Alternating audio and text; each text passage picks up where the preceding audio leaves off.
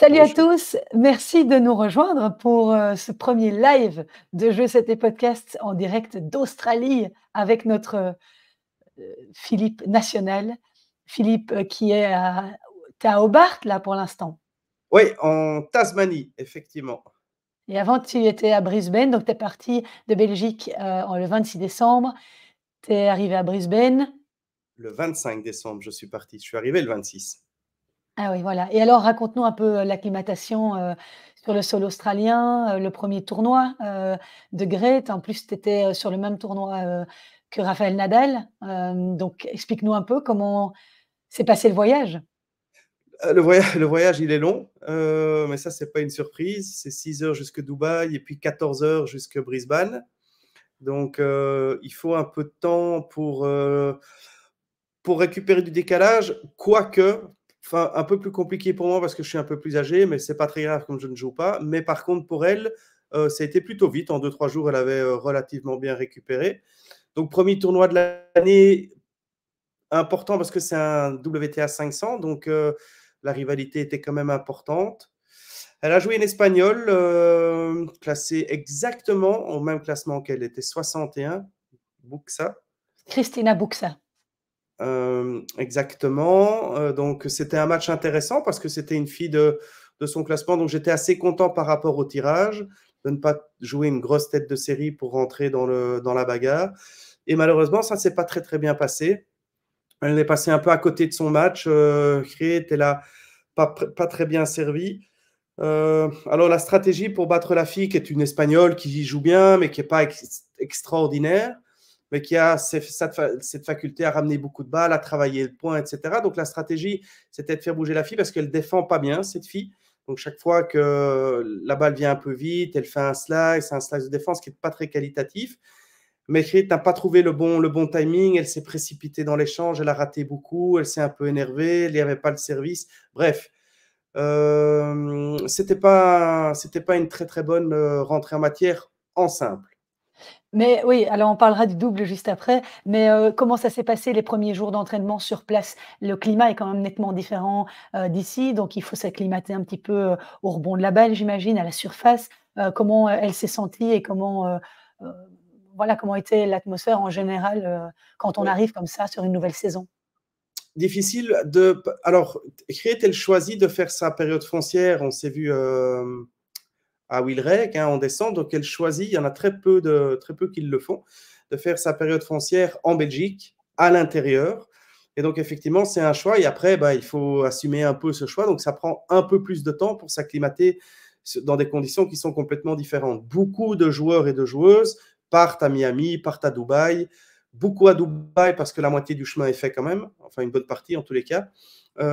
Et donc, mais voilà, Creed qui est sur la route toute l'année, elle préfère être à la maison et c'est très bien. Mais effectivement, ça prend un peu plus de temps alors quand on est sur place, en sachant que Brisbane, c'est particulièrement chaud. Il y a eu plusieurs jours à plus de 40 degrés, donc vraiment très très chaud.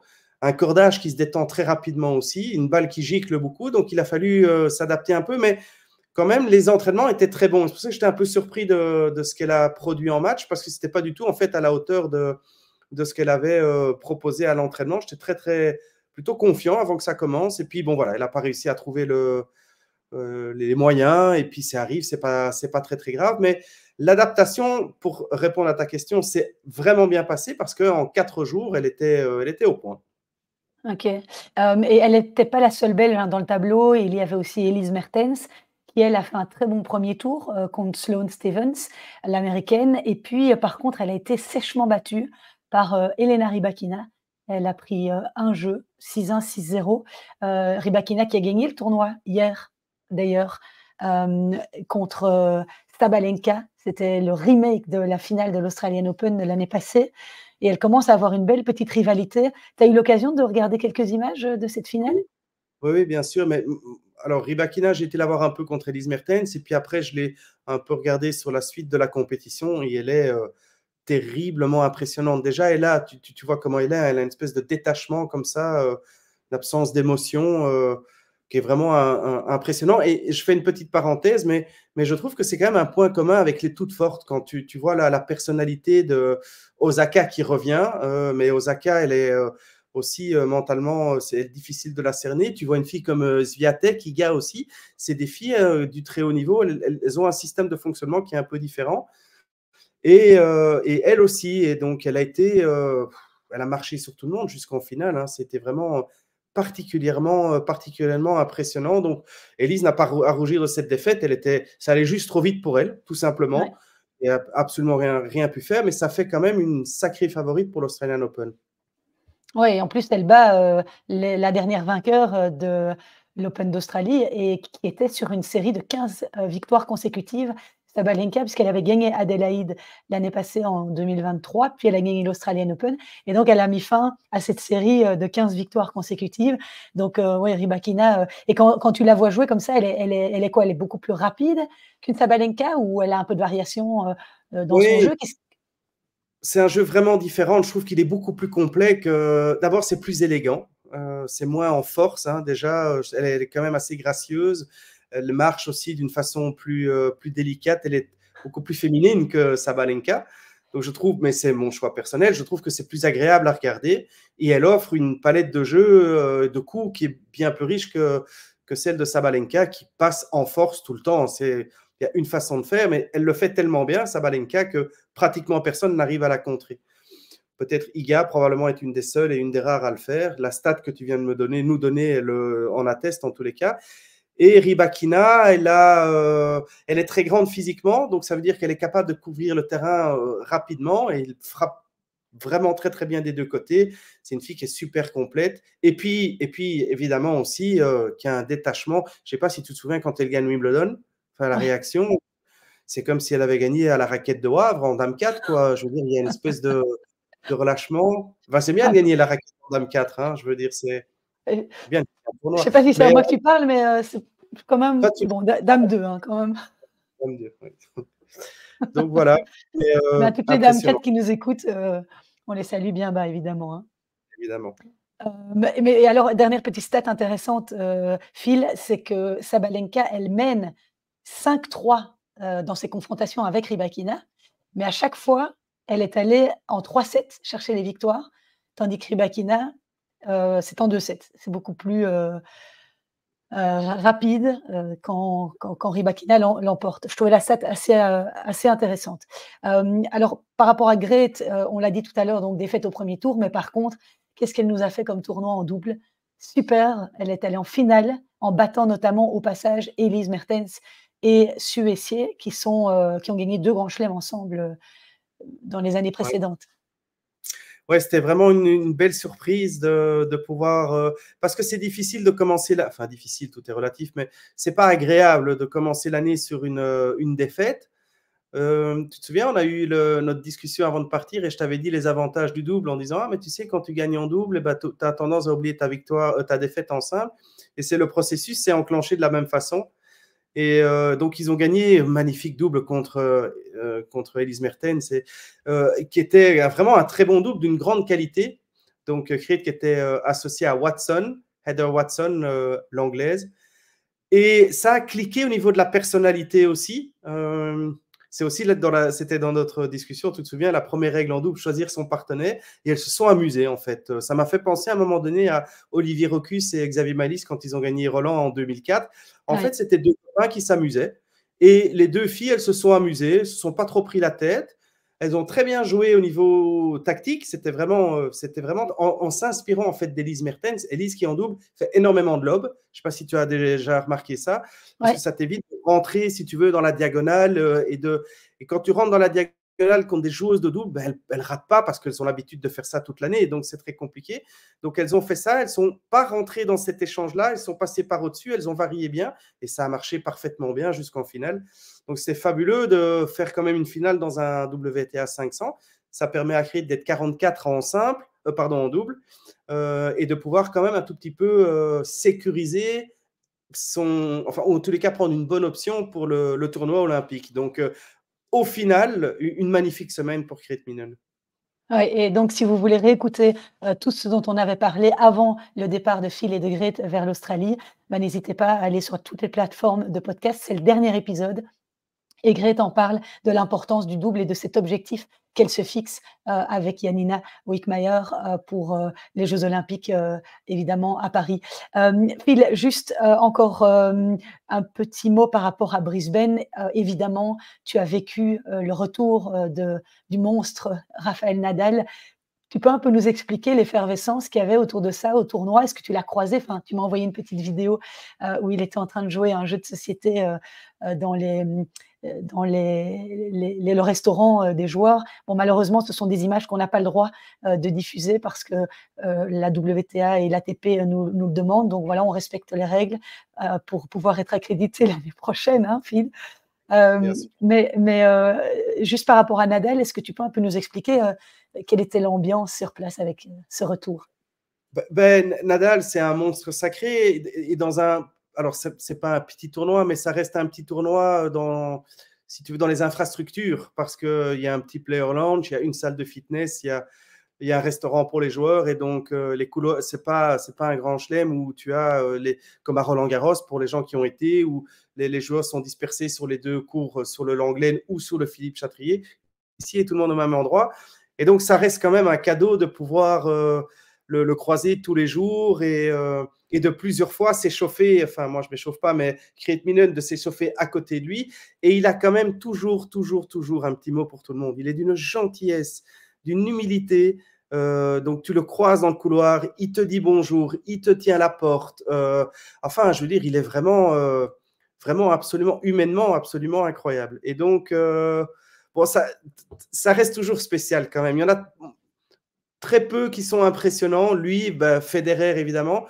Je trouve que Djokovic n'a pas ce charisme. Alors, c'est aussi très impressionnant, mais je trouve que Nadal, c'est un monstre sacré. Et donc, peut-être qu'on verra un peu la suite. Ce sera peut-être une des dernières fois. On a eu la chance d'être là. On a eu la chance de le croiser. Et ça reste quand même toujours quelque chose. Parce qu'on rigole avec Reed, parce que quand il croise, il fait toujours un petit clin d'œil, il dit bonjour, etc. Alors moi, je chambre Reed, t'as vu, on est Nadal et moi, on est comme ça à chaque fois qu'on se croise. Et on se fait des hugs et tout. Il me dit, mais moi aussi, il me fait un clin d'œil. Je dis, non, non, à toi, il ne te fait rien du tout, c'est à moi. Enfin bon, bref, des bêtises. Mais donc, c'est anecdotique, mais c'était sympa. C'était sympa.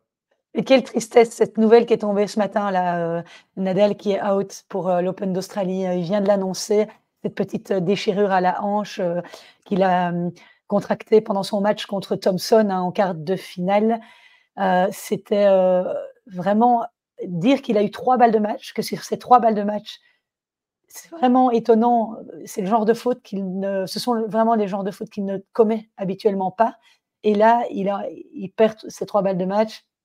Il est embarqué dans un 3e set et conclusion, il doit s'arracher, aller à plus de 2h30 de match, je pense, et finalement il se blesse. C'est quand même terrible comme, pour ce gars qui travaille depuis 1 an pour revenir. Ouais, c'est triste. Bon, voilà, après, on sait que l'âge est là, on sait la fragilité maintenant qu'il a développée. Je ne sais pas si je dois le dire comme ça, mais ça tient toujours qu'à un fil. C'est dommage, mais à un moment donné, il faudra bien que ça s'arrête quand même. Je veux dire, ça fait 20 ans qu'il est au plus haut niveau, avec un jeu qui est tellement en force, en puissance. Son corps est vraiment tué, je pense. Alors ça, de nouveau, ça n'engage que moi, mais je trouve que ça se voit sur son visage. Je trouve qu'il a vieilli. Je trouve qu'il est marqué. Ouais. Enfin, moi, on le voit sur les photos aussi. Tu vois qu'il souffre. Donc, à un moment donné, la tête dit oui, mais si le corps dit non, il ne pourra pas aller beaucoup plus loin. Je reste persuadé que son projet, c'est de terminer à Roland, et que donc arriver, essayer de se construire le mieux possible pour Roland, où ce sera la fin. Espérons qu'il puisse arriver jusque-là, évidemment, pour le spectacle et pour ce qu'il a amené et pour ce qu'il amène. D'ici un jour, tu trouves que j'ai vieilli, tu me le diras. Hein. Oui, mais alors là, il faudra du temps. Hein. Parce que moi, je trouve pas, il avait l'air justement tout. Ouais. Il n'avait pas changé d'une Ok. miette et qu'il était tout fit. Mais bon, Non, tu non. l'as vu de plus près de moi en même temps.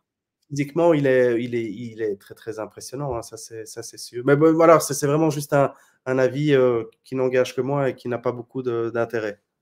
Dis petite, on va terminer, là-dessus on va proposer des petits podcasts, chaque jour, pendant cette tournée australienne. Mais, par rapport à Hobart où tu es maintenant, donc le tirage est tombé.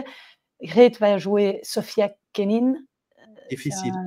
un tirage quand même, pas, super évident. Non, Et toi qui es souvent avec Yanina, je sais que Yanina a perdu premier tour des qualifs étonnamment contre, la joueuse taïwanaise, Shan. Qui n'est pas classée en simple, mais qui est 20e mondiale en double.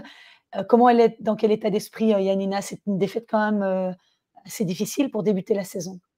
oui, alors là, ben, on a été manger ensemble là, il y a 1 heure et elle a récupéré de cette défaite qui était pas facile à gérer, paraît-il, d'après Gérald Moretti, parce qu'on est arrivé hier et on les a croisés. Maintenant, Yanina est arrivée mercredi. Elle a joué samedi, elle pensait être au tableau, elle n'est pas rentrée dans le tableau, elle a eu que 2 jours pour s'acclimater, donc c'était pas possible de s'en sortir. Elle a tombé sur une bonne joueuse de double qui a fait un bon match, mais Yanina n'y était pas, donc voilà, elle est passée à côté, mais je pense qu'ils ont eu une bonne discussion et qu'ils se sont entraînés ensemble. On a dû malheureusement être arrêtés par la pluie, mais bon voilà, demain elles jouent en double, leur premier tour contre une tête de série aussi, mais on verra bien ce que ça donne. Mais voilà, un joueur de tennis professionnel et encore plus elle qui a une expérience dantesque, sait gérer les défaites parfaitement bien et après quelques heures, elle passe à autre chose. Et Elise Mertens est là aussi à Hobart. Oui, c'est un sacré tableau quand même, hein. Et puis Ouais. pour en revenir à ce que tu disais, pour Kate, Sofia Kenin, ouais, il faut, enfin, je veux dire, elle a gagné un grand chelem, finale d'un autre, elle était 5 mondiales ou 3, je peux, mais Mais voilà, c'est bien parce que c'est contre des filles comme ça qu'il faut se confronter et j'espère qu'elle va se construire cette année contre des adversaires comme ça. Il n'y a aucune honte de perdre les matchs, mais il n'y a, pas, il y a, aucune honte, il y a aucune raison de penser qu'elle ne pourra pas le gagner non plus. Donc, on va travailler pour le préparer le mieux possible et puis on verra ce qui arrive. Mais c'est sûr qu'il y aurait eu plus facile à jouer. Bon, voilà, à Brisbane, il y aurait eu plus difficile. Ouais. Ça, c'est les aléas du tirage. Ben voilà, cette fois, c'est plus compliqué. Ben, peut-être qu'elle va le faire, on ne sait pas, on verra bien. Et Elise Mertens, elle jouera Danielle Collins. C'est aussi un Oui, gros morceau. ouais, dur, dur. Pour un premier tour d'un 250, elle joue demain d'ailleurs, demain pour nous. Ouais, difficile, difficile.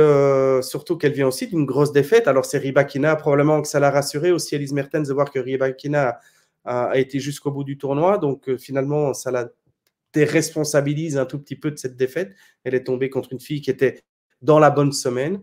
Mais bon, Collins, Mertens, dans un premier tour comme celui-là, dans un 250, c'est vraiment fort. Ouais. Ouais, ouais, tout à fait. Voilà, mais écoute, on continuera de toute façon à s'entendre puisque les qualifs de l'Open d'Australie commencent demain.